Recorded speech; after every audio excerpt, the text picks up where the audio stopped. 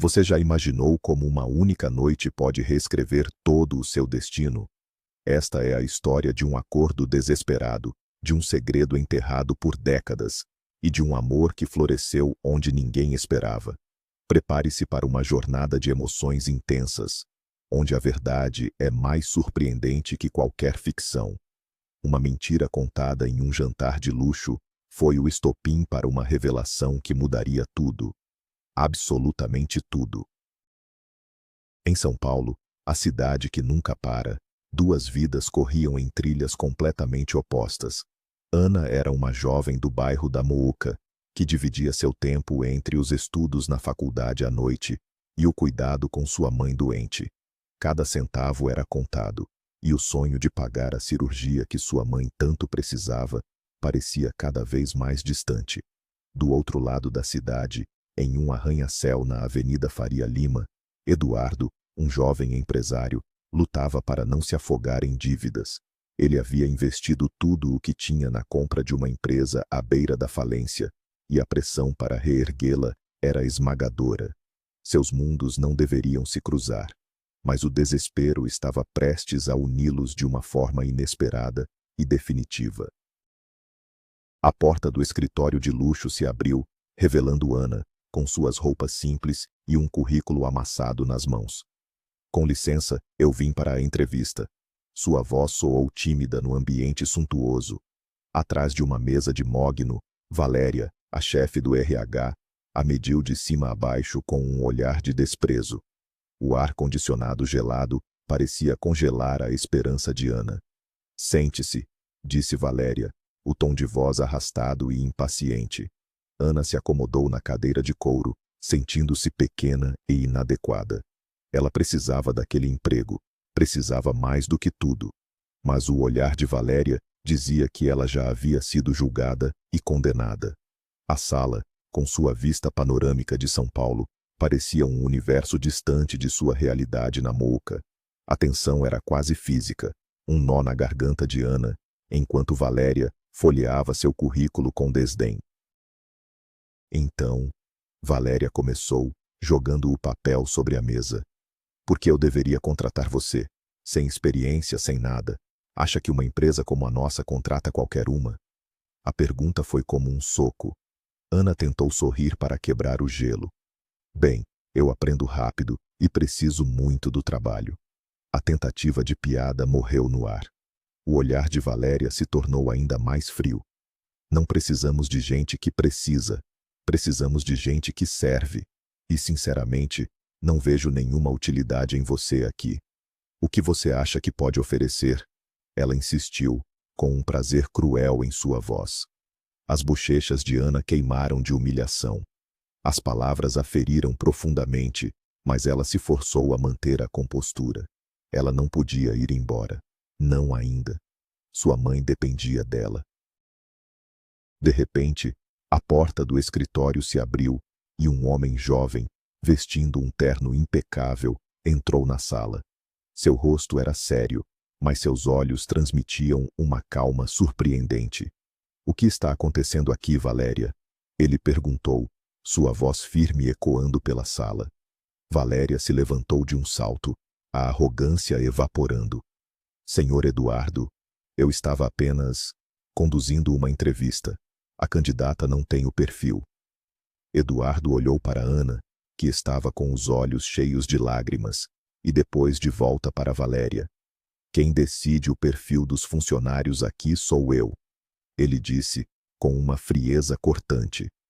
"Precisamos de pessoas motivadas, e a julgar pela sua atitude, talvez a senhora não se encaixe mais no perfil da minha empresa.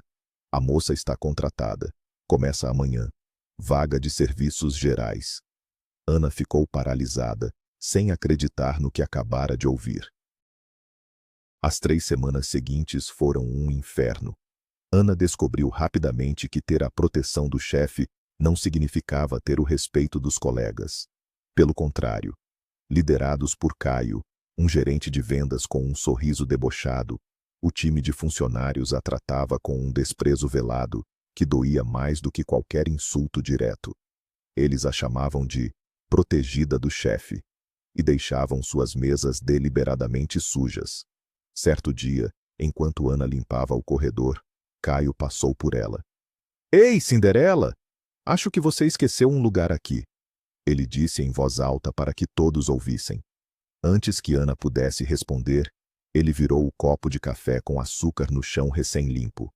Risadas ecoaram pelo escritório. Ana sentiu o rosto queimar, mas apenas respirou fundo, pegou o esfregão e voltou ao trabalho em silêncio. Ela aprendeu a se mover silenciosamente pelos corredores, quase como um fantasma, para evitar os olhares e comentários maldosos. A hora do almoço era a pior. Ela comia sua marmita fria na pequena despensa onde guardava seus materiais de limpeza, ouvindo as conversas e risadas do outro lado da porta. O cheiro de alvejante se misturava ao cheiro de sua comida simples. Era solitário. Mas toda vez que pensava em desistir, ela se lembrava do rosto de sua mãe, da cirurgia que precisava ser paga. E então, ela enxugava as lágrimas, colocava um sorriso no rosto e voltava ao trabalho. Aquele escritório era uma selva, e ela precisava sobreviver. Apenas Eduardo, com seus cumprimentos gentis e sorrisos discretos quando se cruzavam, era um pequeno farol de esperança em seu dia. Numa sexta-feira à noite, Ana estava terminando seu turno, ansiosa para ir para casa. O escritório já estava quase vazio. Ao pegar sua bolsa no vestiário, sentiu que estava mais pesada do que o normal, mas não deu importância. Cansada, ela só queria chegar em casa. Quando passava pela recepção, Vitor, o segurança noturno, um homem robusto e sério, a parou. Boa noite, Ana. Desculpe o incômodo, mas preciso revistar sua bolsa. Recebemos uma denúncia anônima sobre um vazamento de documentos. O coração de Ana gelou. Claro, Vitor, sem problemas, ela disse, tentando manter a calma enquanto entregava a bolsa. Vitor abriu o zíper e, de dentro, tirou uma pasta de papelão grossa. Uma pasta que Ana nunca tinha visto na vida. O que é isso? Perguntou Vitor, seu tom agora desconfiado. Eu não sei. Isso não é meu, gaguejou Ana, o pânico tomando conta de sua voz. Seus olhos se arregalaram ao ver o logotipo da empresa na pasta. Ela sentiu o chão sumir sob seus pés. Era uma armadilha cruel e bem planejada. Sinto muito, Ana, mas vou ter que chamar o Dr. Eduardo. Você terá que se explicar para ele. As lágrimas que ela segurou por semanas finalmente vieram, quentes e amargas. Na sala de Eduardo, sob a luz fria das lâmpadas, a pasta estava aberta sobre a mesa. Eram relatórios financeiros, planos de expansão, informações sigilosas.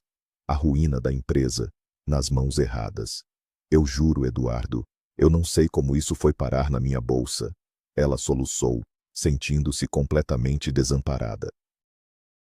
Eduardo a observou em silêncio por um longo momento. Ele viu o desespero genuíno em seus olhos.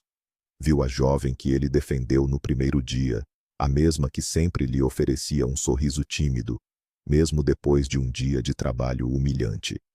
Ele se lembrou das risadas maldosas de Caio e dos olhares venenosos de outros funcionários. Sua intuição gritava que Ana era inocente. Eu acredito em você, Ana, ele disse finalmente, sua voz calma cortando a tensão. Mas alguém colocou isso na sua bolsa, e nós vamos descobrir quem foi. Ele pegou o telefone.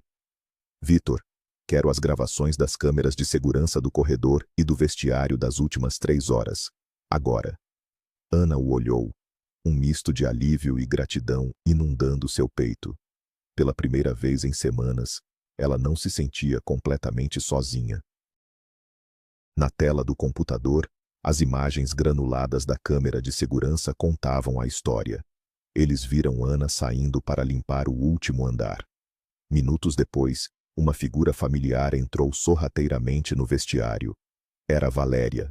Ela olhou para os lados, abriu a bolsa de Ana, colocou a pasta dentro e saiu rapidamente. O quebra-cabeça estava montado. Valéria, furiosa por ter sido repreendida na frente de uma novata, Planejou sua vingança para desacreditar Ana e, por consequência, a decisão de Eduardo. Na manhã seguinte, Eduardo convocou uma reunião geral. Com Ana ao seu lado, ele projetou o vídeo no telão para que todos vissem. O silêncio no escritório era ensurdecedor. Valéria ficou pálida como cera. Você está demitida, e pode ter certeza que meus advogados entrarão em contato, disse Eduardo, sua voz ressoando com uma autoridade inquestionável. Valéria pegou suas coisas e saiu sob os olhares chocados de todos. Depois daquele dia, algo mudou. A hostilidade contra Ana diminuiu, substituída por um respeito relutante. Mas, mais importante, uma amizade improvável começou a florescer entre ela e Eduardo. Ele a chamava em seu escritório no final do dia, sob o pretexto de discutir algo sobre a limpeza, mas as conversas sempre se desviavam para a vida, sonhos e dificuldades. Ana falava sobre sua mãe, sobre a faculdade. Eduardo desabafava sobre a pressão de salvar a empresa. Certa noite, ele estava debruçado sobre uma pilha de planilhas, com uma expressão frustrada. Ana, que estava tirando o pó da mesa, notou um erro de fórmula quase que por instinto. Com licença, ela disse hesitante. Acho que tem um erro ali. Aquele número deveria ser negativo. Eduardo olhou para a planilha, depois para ela, surpreso. Ele refez o cálculo e seus olhos se arregalaram. Você está certa. Como você? Ana deu de ombros envergonhada. Eu sou boa com números. É o que eu estudo na faculdade, administração. A partir daquele momento, Eduardo começou a vê-la de forma diferente. Ela não era apenas a faxineira que ele havia defendido. Era uma mulher inteligente, perspicaz e com uma força silenciosa que o admirava profundamente. Ele começou a lhe pedir ajuda com as planilhas, e as sessões de trabalho se estendiam pela noite, regadas a café e conversas que aproximavam seus mundos cada vez mais.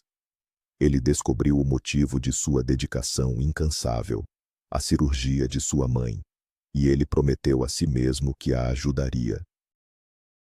A amizade deles se tornou um refúgio para ambos.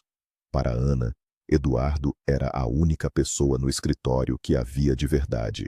Para Eduardo, Ana era um sopro de sinceridade em um mundo de negócios cheio de falsidade e interesse.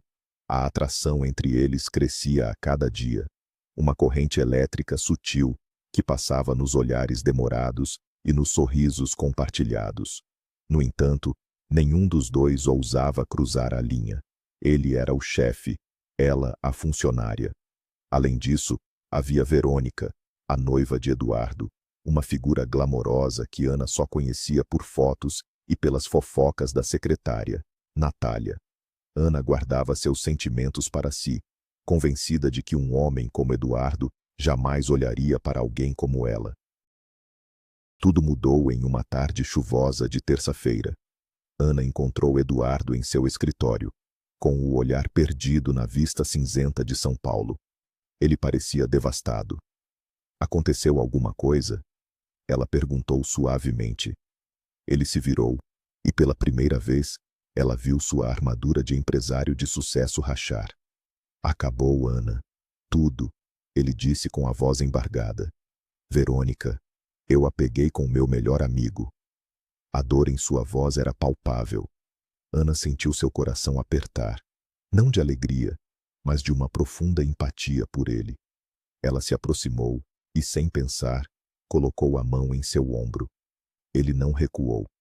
Pelo contrário, parecia que aquele simples toque era a única coisa que o mantinha de pé. A traição de Verônica não era apenas um golpe pessoal, era um desastre profissional.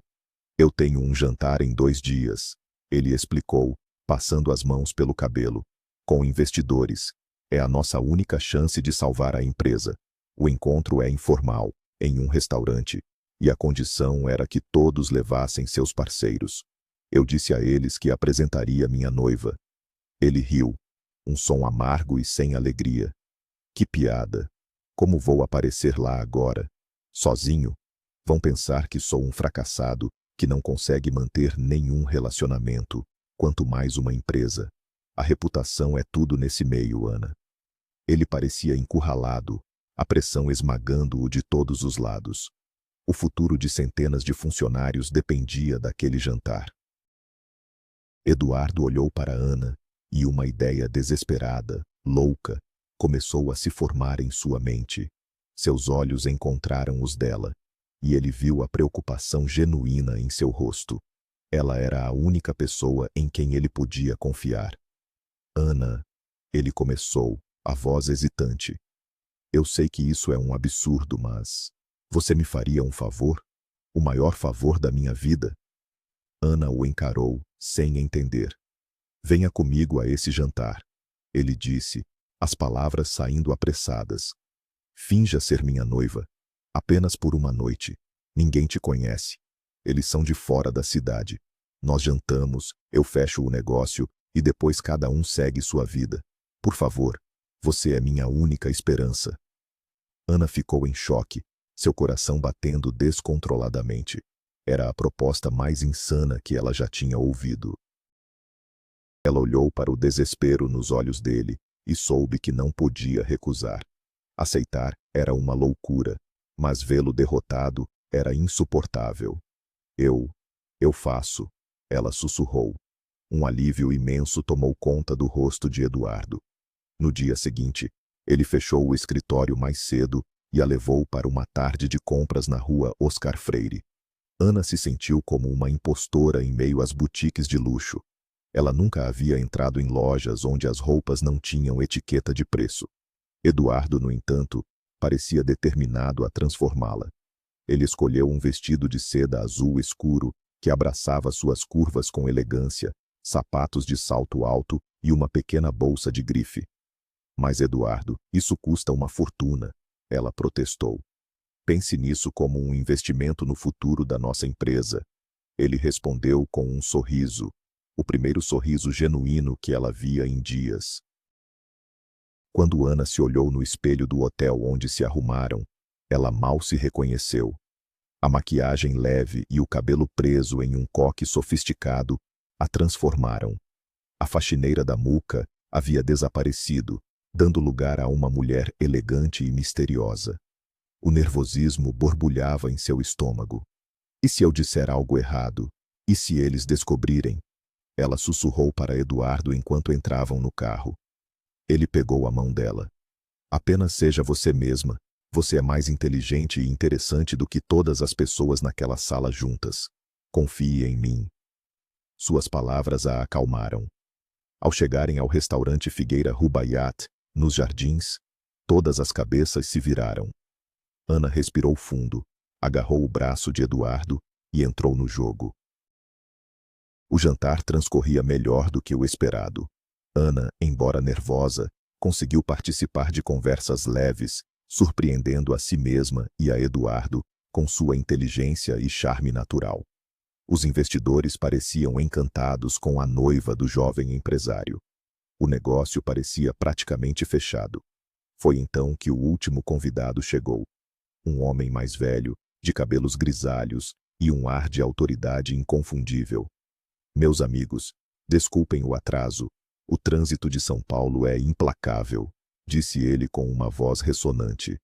Eduardo, meu jovem, finalmente nos conhecemos pessoalmente. Sou Miguel Ferreira. Eduardo se levantou para cumprimentá-lo. Senhor Miguel, é uma honra. Esta é minha noiva, Ana. Miguel Ferreira virou-se para cumprimentar Ana e, de repente, parou. Seu rosto perdeu toda a cor. Ele cambaleou para trás, os olhos fixos nela como se tivesse visto um fantasma. O copo de uísque em sua mão tremeu, derramando a bebida no tapete caro. Um silêncio constrangedor caiu sobre a mesa. Senhor Miguel, o senhor está bem? Perguntou Eduardo preocupado. Miguel não respondeu. Ele apenas olhava para Ana, uma mistura de choque, dor e incredulidade em seu rosto. Não pode ser, ele sussurrou, a voz fraca. Angélica, mas você está morta. O nome pairou no ar, carregado de uma dor antiga e profunda. Ana e Eduardo se entreolharam, completamente confusos e assustados. A noite estava prestes a tomar um rumo que ninguém poderia ter previsto. Ignorando os outros convidados, Miguel se aproximou da mesa, o olhar nunca deixando o rosto de Ana. Desculpe, minha jovem. É que você é a imagem exata da minha filha, Angélica. Ela faleceu em um acidente de carro há 6 meses. A dor em sua voz era tão crua que Ana sentiu um arrepio. Eu sinto muito pela sua perda, ela conseguiu dizer.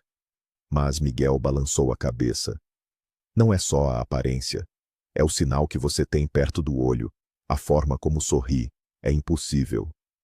A atmosfera de negócios havia se dissipado completamente, substituída por um drama pessoal intenso e desconcertante. Para o resto da noite, Miguel mal participou da conversa sobre investimentos. Seus olhos estavam grudados em Ana, estudando cada gesto, cada palavra. Ao final do jantar, quando os outros investidores já haviam partido, Miguel pediu para falar a sós com Eduardo e Ana. Eu sei que isso vai parecer loucura, ele disse, a voz trêmula de emoção. Mas eu preciso saber. Eu preciso ter certeza. Tais coincidências não existem. Há uma mancha de nascença no seu ombro direito, em formato de meia-lua. Ana sentiu o sangue fugir de seu rosto. Ela tinha. Era um detalhe que pouquíssimas pessoas sabiam. Assustada, ela apenas assentiu com a cabeça. Os olhos de Miguel se encheram de lágrimas. Eu não sei como, mas eu sinto. Você é minha filha. Nós precisamos fazer um teste de DNA. Eu pago por tudo, por favor. Eu preciso saber a verdade. A semana de espera pelo resultado do teste de DNA foi uma tortura. Ana mal dormia, sua mente girando com perguntas impossíveis. Eduardo ficou ao seu lado, oferecendo um apoio silencioso e constante. A mentira que criaram para o jantar havia desencadeado algo real e assustador. Finalmente, o envelope chegou. Os 3 se reuniram no escritório de Eduardo. Com as mãos trêmulas, Miguel abriu o resultado. Ele leu o papel 1, 2, 3 vezes. Seu rosto desabou em confusão e desespero. Negativo. Ele sussurrou, a palavra soando como uma sentença. O resultado é negativo. Não somos compatíveis. O alívio que Ana esperava sentir não veio. Em vez disso, uma estranha decepção a preencheu. A esperança de encontrar uma família, uma que ela nunca soube que havia perdido, morreu naquele instante. Aquele resultado sem sentido impulsionou Ana a fazer algo que ela vinha adiando há anos. Naquela mesma noite, ela foi para casa e se sentou com sua mãe, Lídia. Mãe, eu preciso que você me conte a verdade sobre o meu pai, sobre a minha família. Lídia suspirou, um peso de anos parecendo cair sobre seus ombros. Com lágrimas nos olhos, ela finalmente revelou o segredo que guardara por toda a vida. Minha filha, você não é minha filha de sangue. Ela confessou. Eu encontrei você. Você era um bebê, deixada na porta do orfanato onde eu era voluntária, em uma noite fria. Não havia bilhete, não havia nada. Eu não podia ter filhos, e quando eu te vi, eu soube que você era minha. Eu te adotei e te amei como se fosse minha desde o primeiro segundo. A revelação atingiu Ana como uma onda. A mulher que ela amava como mãe não era sua mãe biológica. Ela era uma enjeitada, um bebê sem nome deixado em uma porta. A dor e a confusão a consumiram. Ela contou tudo para Eduardo e Miguel. Ao ouvir a história, a expressão de Miguel mudou de desespero para uma determinação sombria. O teste de DNA, o orfanato, só existe uma pessoa no mundo que pode ter as respostas para tudo isso, ele disse, a voz gélida. Minha esposa, Daniela. Ele se levantou, a decisão estampada em seu rosto. Eduardo, cuide dela. Eu estou pegando o primeiro voo de volta. Esta história termina hoje. Enquanto Miguel partia, Ana sentiu um calafrio. A verdade estava mais perto do que nunca, e ela tinha medo do que poderia descobrir. A confrontação na luxuosa casa de Miguel foi explosiva. Diante da história do encontro com Ana e do resultado negativo do DNA, Daniela desmoronou. Soluçando, ela confessou o segredo que a assombrou por mais de 20 anos. Eu engravidei antes de nos casarmos. Ela admitiu. Era do meu ex-noivo. E quando descobri no ultrassom que eram gêmeas, entrei em pânico. Você estava começando seu negócio. Mal tínhamos dinheiro. Eu tive medo que você não suportasse o fardo de criar duas filhas que não eram suas. A revelação caiu como uma bomba no silêncio da sala. Miguel a encarou, a traição de uma vida inteira queimando em seus olhos. Então, o que você fez? Ele perguntou, a voz perigosamente calma. Daniela continuou, entre lágrimas de culpa. Eu tive as meninas em uma clínica particular, em outra cidade. Fiquei com uma, Angélica, e disse que a outra tinha nascido morta. A outra bebê, eu a deixei na porta de um orfanato.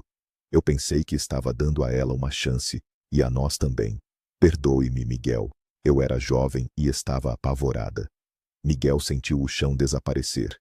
A filha que ele chorou, Angélica, não era sua. E a outra, Ana, a quem ele quase perdeu para sempre, estava viva. A dor da traição se misturou com a alegria avassaladora de saber que ele não estava louco, que seu coração não o havia enganado. Ele tinha uma filha, e ele iria encontrá-la.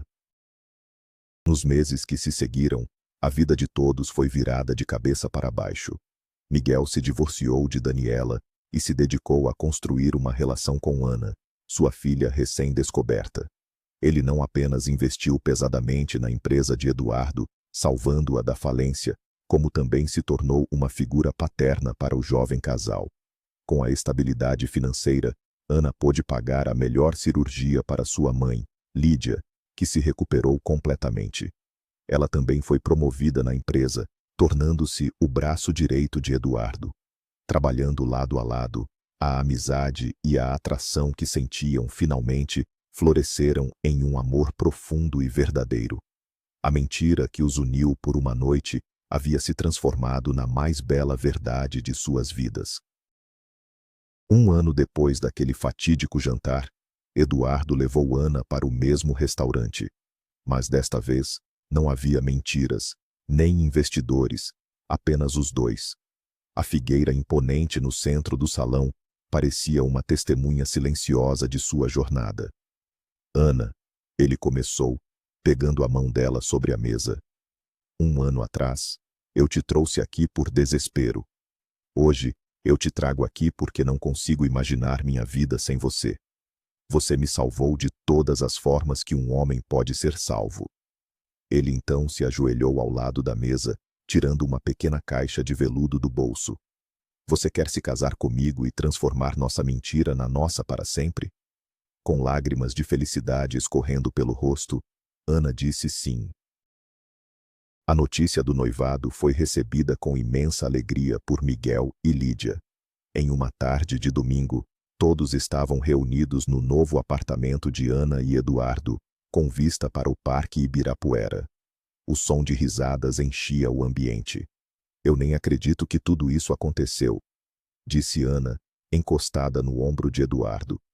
Miguel sorriu, um olhar de pura felicidade em seu rosto. O destino tem caminhos misteriosos, minha filha, mas ele sempre nos leva para onde pertencemos. Ele se virou para o casal. Agora, sobre o casamento, eu insisto em ajudar com os preparativos. Quero que seja o evento do ano. Todos riram. Eles eram uma família, forjada nas circunstâncias mais improváveis, unida por segredos, mentiras e, acima de tudo, por um amor que provou ser mais forte que qualquer obstáculo. E assim, a faxineira que foi contratada para ser uma noiva de mentira, encontrou não apenas o amor de sua vida, mas também a família que nunca soube ter perdido. A jornada deles, que começou com um ato de desespero, culminou na descoberta de que as maiores reviravoltas da vida muitas vezes nos levam aos nossos finais mais felizes. Eles provaram que não importa de onde você vem, mas sim a força do seu caráter e a coragem de amar. A empresa de Eduardo prosperou, tornando-se um sucesso, e ele e Ana a administraram juntos, como parceiros na vida e nos negócios. A felicidade, antes um sonho distante, tornou-se a sua doce realidade. Obrigado por assistir a esta história incrível. Se você se emocionou com a jornada de Ana e Eduardo, não se esqueça de deixar o seu like, se inscrever no canal para mais histórias como esta e compartilhar com seus amigos. E agora, queremos saber de você. Deixe um comentário abaixo respondendo: você acredita em destino?